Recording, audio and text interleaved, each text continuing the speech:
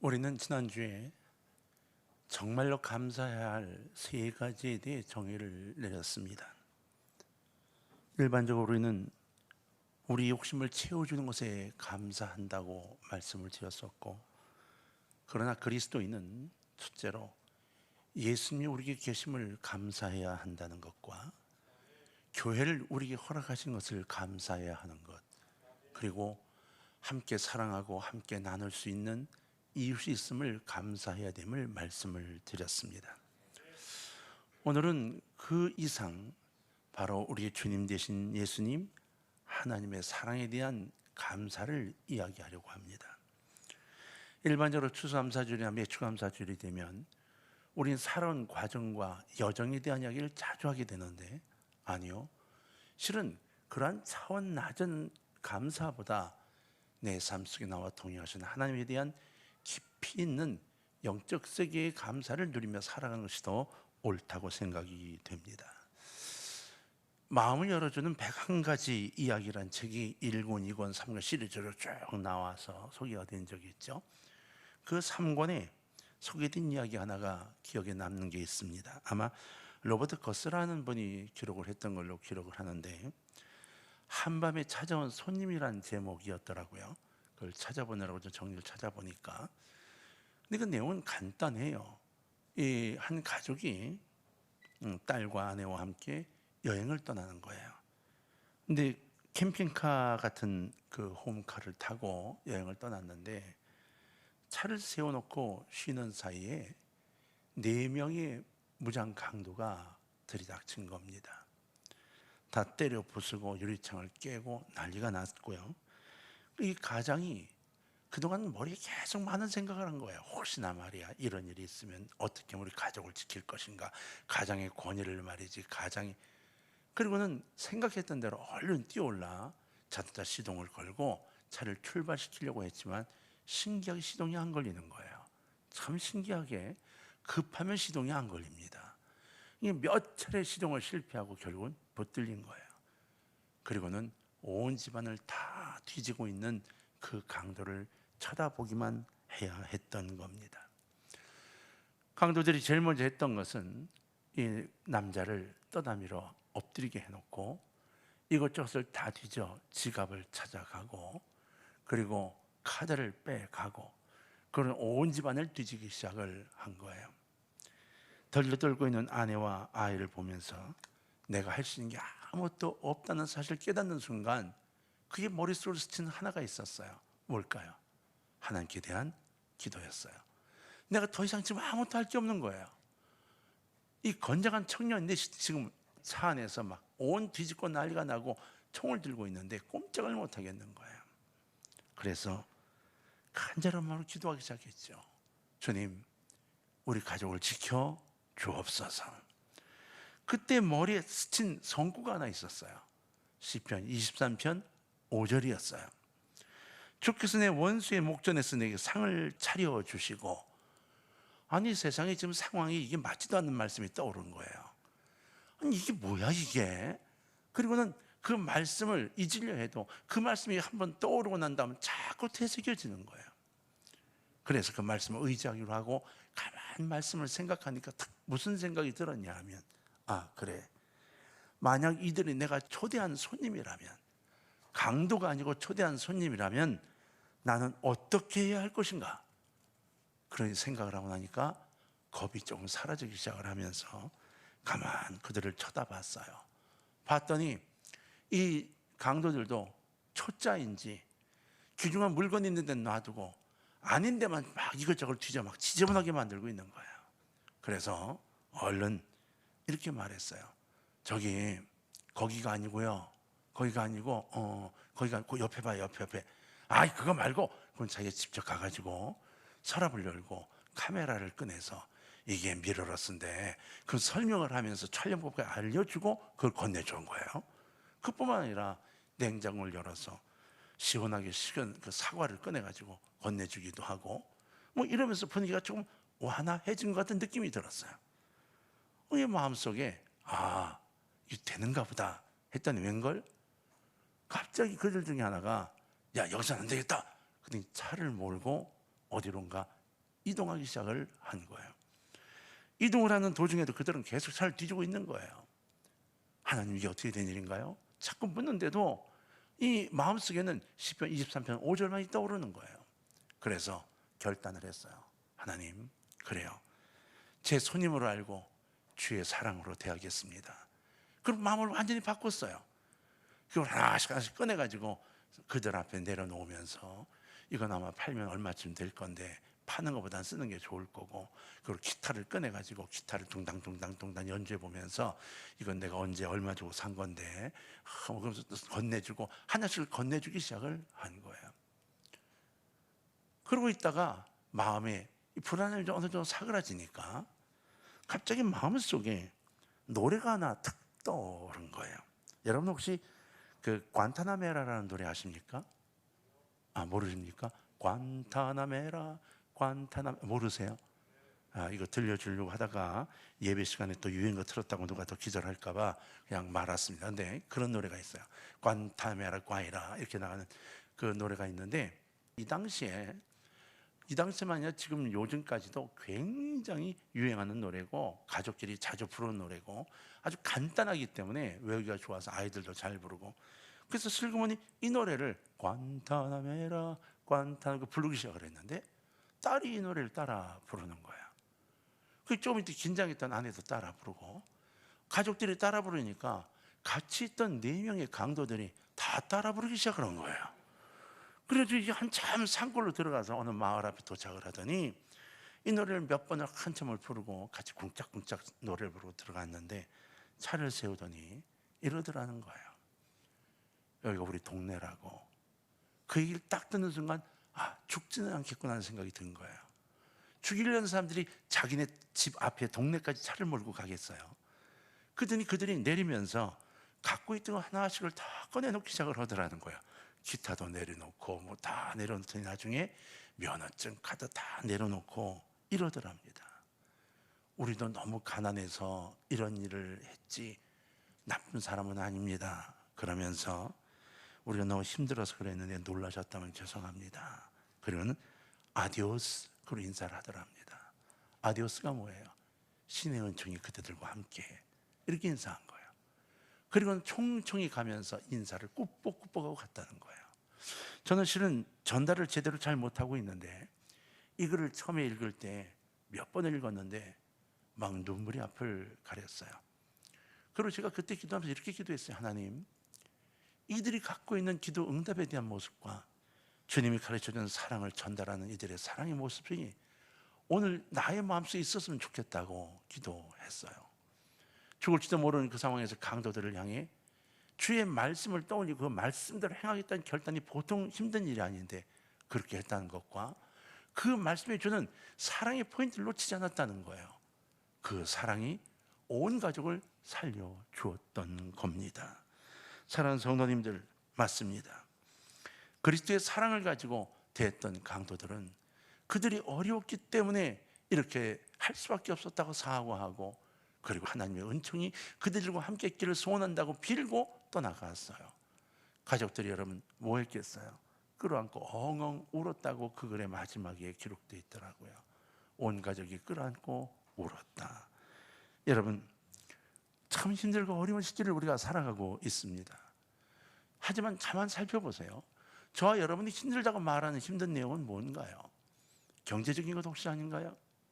다른 것 때문에 힘들고 어려운 게 아니라 경제적인 것 때문에 힘들다고 말하는 거 아닌가요? 근데 실은 경제적인 것보다 마음으로 영적으로 병들어 있어 더 힘든 이들이 훨씬 많다는 걸 아십니까? 그런데 이 땅에 살아가며 정말 힘들어한 이들이 살아갈 수 있는 그 힘을 주는 그 무엇인가가 분명히 있어요. 그게 무엇일까? 성경은 우리에게 그것이 바로 사랑이라고 이야기하고 있습니다.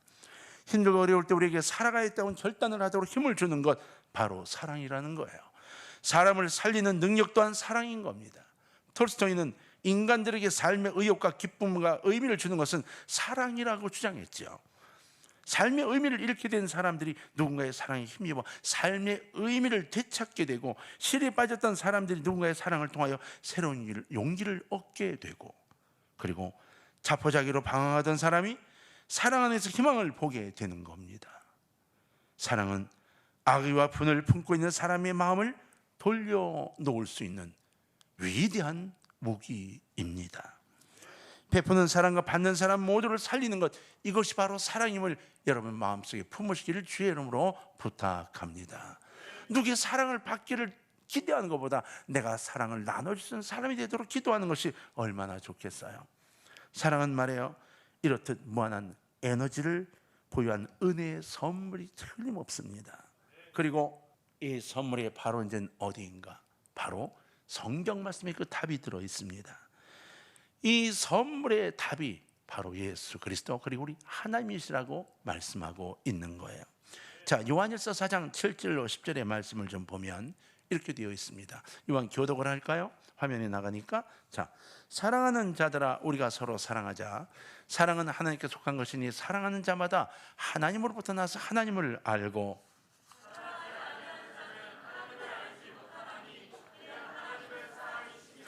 하나님의 사랑이 우리에게 이렇게 나타난 바 되었으니 하나님이 자기의 독생자를 세상에 보내심은 그로 말미암아 우리를 살리려 하심이라.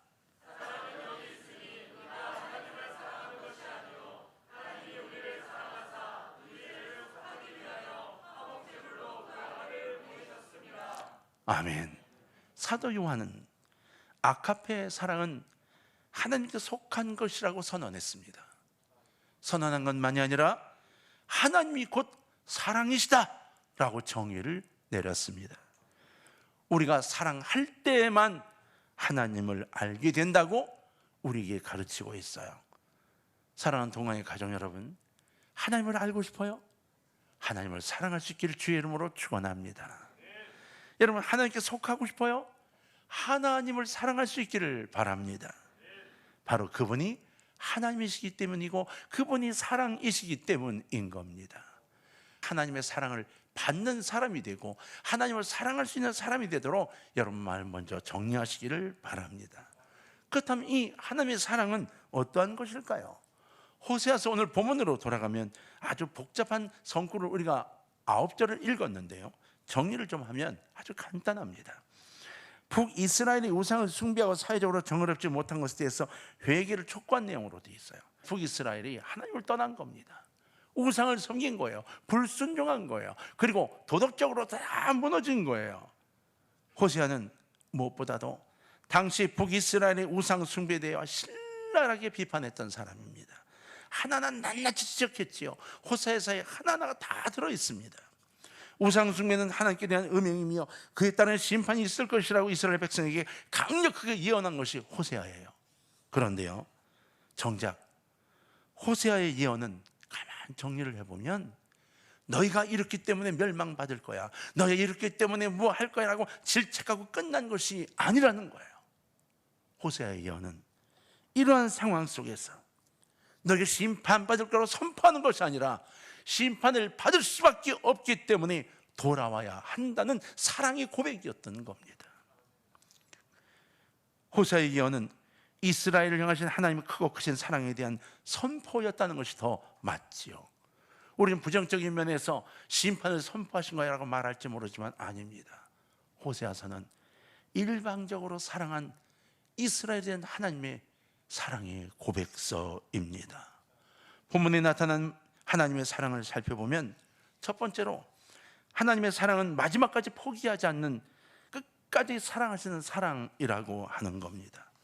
포기하지 않으세요. 언제까지? 끝까지. 이미 호세아 때는 이스라엘은 극에 달할 때예요. 던져버려도 시원찮은 그런 나라, 하나님께 계속 범죄, 이제는 존재하지 않아도 되는 나라, 그럼에도 불구하고 하나님은 이 이스라엘을 어떻게 하면 끌어안을까를 고민하고 갈등하고 계셨던 거예요. 하나님께서 이스라엘의 죄악성을 하나하나 따지신다면 이스라엘은 지금 멸망받을 수밖에 없는 상태였을 겁니다.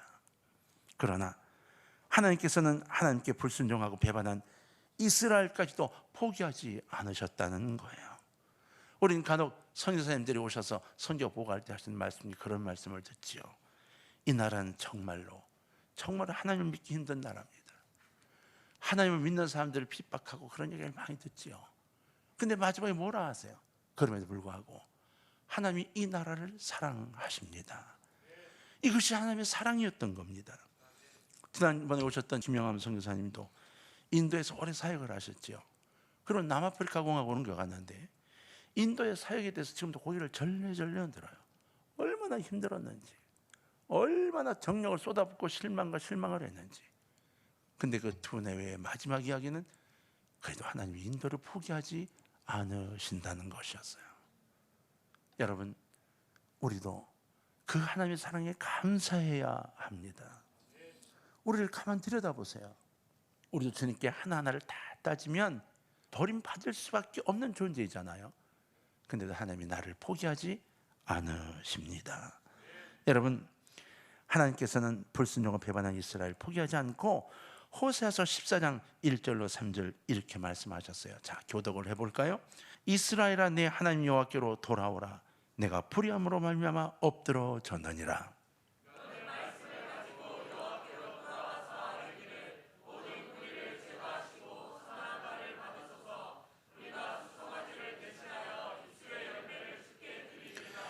우리가 아수르의 구원을 의지하지 아니하며 말을 타지 아니하며 다시는 우리의 손으로 만든 것을 향하여 너희는 우리의 신이라 하지 아니하오리니 이는 고아가 주로 말미암아 긍휼을 얻음이니이다 할지니라.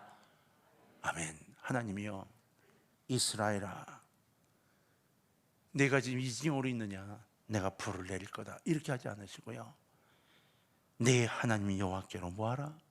돌아오라. 그것도 간절한 마음으로 내가 불의함으로 말미암아 엎드러졌느니라 라고 이야기하면서 우리가 수송아지를 대신한 입술의 열매를 주께 드리리이다. 간절히 우리를 찾고 있어요. 여러분, 잊지 마십시오. 호세아는 하나님을 떠난 이스라엘 백성들을 향하여서 이스라엘아 돌아오라. 돌아와서 불의한 일에서 엎드려져 기도하라. 다시는 힘센 이웃나라인 아수르에 의지하지 말고 손으로 만든 우상을 향하여 신이라 경배하지 말라. 그렇게 말씀하고 있는 거예요. 너희 스스로 좀 이렇게 이야기 좀 해. 우리가 아수르 의지하지 않을게요, 우상을 섬기지 않을게요, 하나님 하고 이야기 좀 해.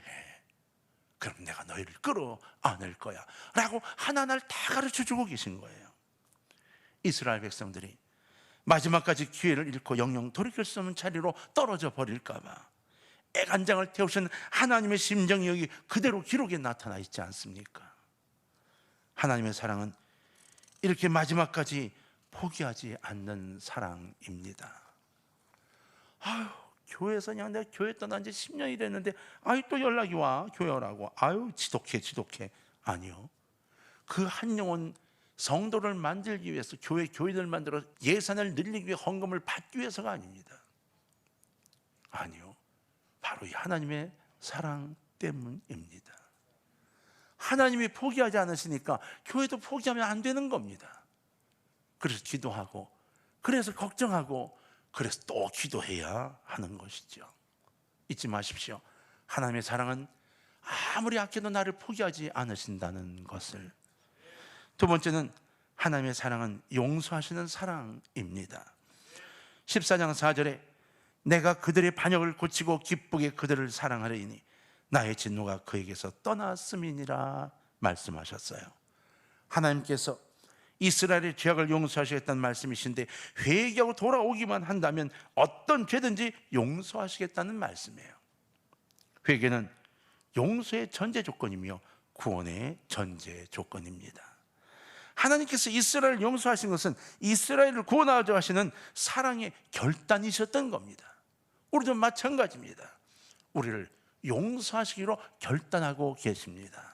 우리가 주 앞에 고백하기만 하면 우리를 용서하시고 구원의 길로 인도하시고 천국으로 인도하기를 원하고 계십니다. 제가 어릴 때 교회에 등록하신 할머님이 계셨는데, 연세가 많으신 분이, 할머니 그러니까요, 그래서요, 이렇게 해도 잘 알아듣질 못하세요. 근데 목사님 설교 시간에 제가 한 것처럼 그러니까 못 알아들으시는 거야. 그러니까 교회 등록하시고 설교 시간에 뭐 하시냐면 계속 어디 궁금한 걸 찾고 계세요. 이렇게 뭔가 거의 2년여를 그렇게 지내셨어요. 근데 그 할머님이 이제 2년 지나시면서 뇌졸중이 오시고 그리고 갑자기 쓰러져서 돌아가시게 됐는데, 다들 그 할머니가 뭐 설교를 제대로 들으시길 하셨나, 성역 공부를 제대로 하길 하셨나, 그래서 걱정이 좀 됐어요. 그래서 이제 부목사님하고 구역장 되시는 이제 권사님이 같이 가셔가지고 병원을 찾아가서 이제 어떻게든 복음을 전하려고 만나 뵀는데, 들어가니까 할머니가 그 의식이 없는 가운데서 이러시대요. 아이고, 목사님 오셨냐고. 이제 담임 목사님이 좀 하신 거예요. 따님이 목사님 오셨어요. 그러니까 담임 목사님 오셨는 줄 알고, 아이고, 목사님 오셨냐고 하면서, 아니 나 같은 한테 오셨냐고 이러시더래요. 옛날에 목사님 말씀하신 것처럼 불쌍한 사람 예수님이 찾아오셨다고 하더니 내가 불쌍하다고 목사님분이 날 찾아오셨네. 아이고, 그러시더래요.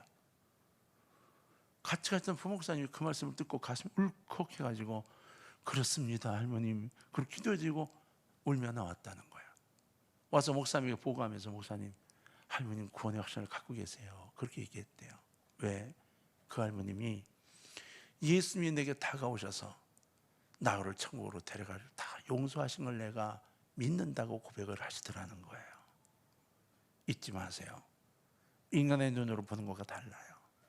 하나님 역사는 영적으로 한 명 한 명을 다 거두고 계시거든요. 여러분 심령을 주님이 끌어안기를 원하고 계십니다. 세 번째는 하나님의 사랑은 회복의 사랑인 겁니다. 하나님께서는 죄인을 용서하심으로 구원받게 하시고 새로운 피조물로 회복시켜 주시는 거예요. 하나님께서는 이스라엘에 바로 이 회복의 은총을 약속해 주셨다는 겁니다. 여러분, 하나님이 호세아에게 음녀인 고멜과 결혼하도록 명하신 게 바로 이런 뜻인 거예요. 가장 죄악스러운 것, 바로 우상을 섬기는 것, 음녀의 역할, 바로 가장 죄악치되는 것, 하나님이 가장 싫어하는 것, 음녀, 음탕한 것, 우상을 섬기는 것. 그럼에도 불구하고 하나님이 호세아에게 고멜과 결혼하라고 말씀하시고, 내가 너희 이스라엘 아무리 그래도 너희를 용서할 거야 라고 그 사랑을 전해주셨던 겁니다. 여러분 잊지 마십시오. 하나님의 사랑, 이 사랑은 호세아서를 통해서 커다랗게 세 가지를 정리했어요. 포기하지 않으시는 사랑, 그리고 뭐 하시는 사랑? 용서하시는 사랑, 그리고 회복을 시켜주시는 사랑이라는 겁니다. 마지막으로 세 번째 크게 하나 기억을 해야 할 게 있어요. 하나님의 사랑은 무엇인가? 자, 이건 따라 합시다. 이슬 같은 은혜. 이슬 같은 은혜. 맞습니다. 하나님께서 이스라엘에게 베풀으신 이 모든 사랑은 이슬 같은 은혜입니다. 호세아서 14장 5절로 마지막 9절까지의 말씀 속에 이렇게 되어 있어요. 자, 5절만 제가 읽겠습니다. 내가 이스라엘에게 이슬과 같으리니 그가 백합화같이 피겠고 레바논 백향목같이 뿌리가 박힐 것이라. 이슬과 같으리니. 여러분, 이스라엘 사람들이 제일 좋아하는 이 단어가 이슬이랍니다. 왜요? 지금은 갈릴리 호수와 주변의 많은 환경들이 이제 다 정리가 돼서 물이 풍부함을 갖고 있는 이스라엘이지만, 그 옛날에는 이 이슬로 자라는 과일과 열매를 먹고 살았거든요. 그러니까 백합화처럼 필 것이고 레바논의 백향목같이 뿌리가 박힐 것이라고 5절에 말씀하고 있는데, 이 놀라운 축복, 이 놀라운 역사가 하나님에 의해서 이루어진다는 사랑의 고백의 약속을 전하고 있는 겁니다. 사랑하는 성도님들, 우리에게도 마찬가지입니다. 이슬 같은 은혜가 우리에게 계속적으로 내릴 것을 믿으시기를 바랍니다. 그 가지의 아름다움이 마치 감람나무와 같고 그 향기는 레바논의 백향목 같을 것이고 그 그늘 아래 거하는 자가 돌아올 것이며 곡식같이 소성할 것이고 포도나무같이 꽃이 필 것이고 그 향기는 레바논의 포도주같이 될 것이다, 이렇게 말씀하고 있어요. 여러분, 이스라엘에게 있어서 이슬은 특별한 것인데요, 건기에 목말라는 이 식물들에게 이슬은 온갖 초목이 기운을 얻게 되는 생명의 젖줄기 같은 것이에요. 온도가 떨어지면서 그 돌에 맺힌 이슬이 흘러내리고 그것을 뿌리가 빨아먹어 살아나는 형태로 농사를 지었잖아요. 그래서 돌짝밭이 그냥 여기저기 돌이 그냥 놓여 있는 거죠. 여러분, 그 가운데 이슬 맺히는 것이 얼마나 큰 축복인가. 그래서 여러분, 헬몬산에도 이곳저곳에도 이스라엘 단어를 사용하게 되죠. 이 이야기는 참 놀라운 이야기인 거예요. 무슨 이야기인가? 우리에게 너희가 잊고 있어도 이슬과 같이 별것 아닌 것 같지만 하나하나 내려 너희 인생 전체를 쌓아 안아줄 수 있는 이 축복으로 너희와 함께 할 거야 라는 약속인 것이에요. 오늘 조금 어려워서 힘이 드신가요? 마음이 외롭고 힘든가요? 괴로운가요? 우울한가요? 여러분, 사람들이 두려운가요? 아직 힘들어하고 포기하지 마세요. 기도하시고 주 앞에 무릎을 꿇으세요.